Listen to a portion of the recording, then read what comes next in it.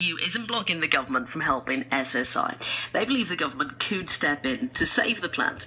Let's go live to Brussels now. Labour's Jude Darling joins me. Jude, afternoon to you. Hello. There have been so many rumours and lots of speculation since the troubles at the steelworks started. So what do you understand the situation with the EU to be? Well, the EU state rules set out a framework to ensure that there's fair competition within the EU. But within those rules, there are a number of criteria by which governments can step in to support businesses for reasons of environmental protection, or to support SMEs, or to support research and development. It's not the EU rules which have blocked action around Redcar and SSI. It's really a lack of political will which has blocked it. But I think the situation today is that we're almost the next step beyond that debate because of the fact that SSI has gone into liquidation. And now that SSI isn't trading, there's no block on the government stepping in and supporting, since those EU rules apply to avoid unfair competition when a company is actually trading. So why didn't you speak up before now to quash these rumours and to shame the government?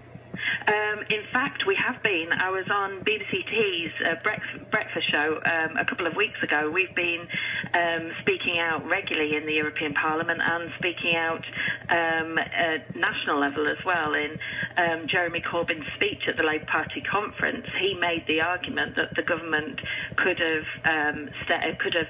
taken action in relation to SSI, and that EU rules weren't the blockage that they were being presented as.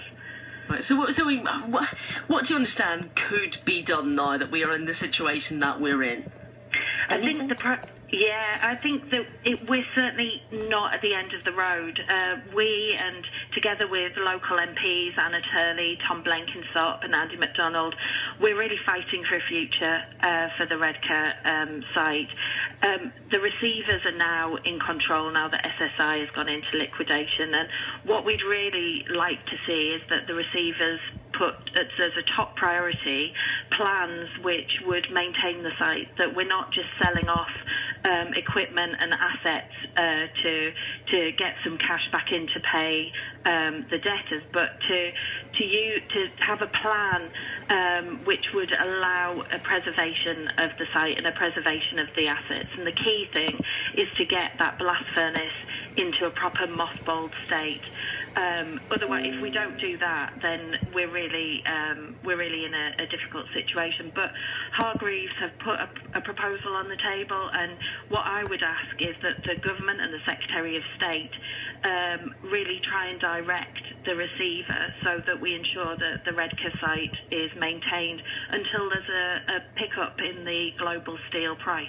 Yeah, I want to talk to you very briefly, Jude, about this, the idea of the carbon capture industry, that a lot has been made of the future for Teesside.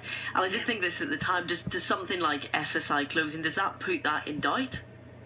It makes it very difficult. The Teesside Collective proposal, which has been brought together by the industry across Teesside, a lot of money has been invested already, was framed around the idea that you use the big carbon emitters.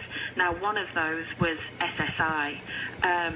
There will be a discussion, I guess, inside the Tees Valley LEP to decide what the implications are for the Teesside Collective. Now, what we've been arguing is, the argument to maintain the Redcar site, to maintain the blast furnace, to keep the coke ovens going, to keep the power station running. That's key if we want to have a low carbon agenda for Teesside in the future. And we'd like to see the government really look at that long-term agenda for Teesside, look at how you could build Teesside into a low carbon industrial cluster, bringing together the other energy intensive industries, the chemicals industry, fertilizers, air products and so on, to really try and push that industrial perspective for the region down the line. That was what was on the table before this situation, this terrible situation. SSI really kind of exploded, and what we need is government to get behind those proposals, because we would be the first industrial CCS cluster in Europe, and that would be absolutely great and crucial for long-term maintenance of jobs across Teesside, across a whole range of industries, not just the steel industry. Good to hear your thoughts this afternoon. Thanks for joining us on the programme. That's North East Labour MEP Jude Curtin-Darling speaking to me on BBC Tees. It is 14 minutes past 5 o'clock.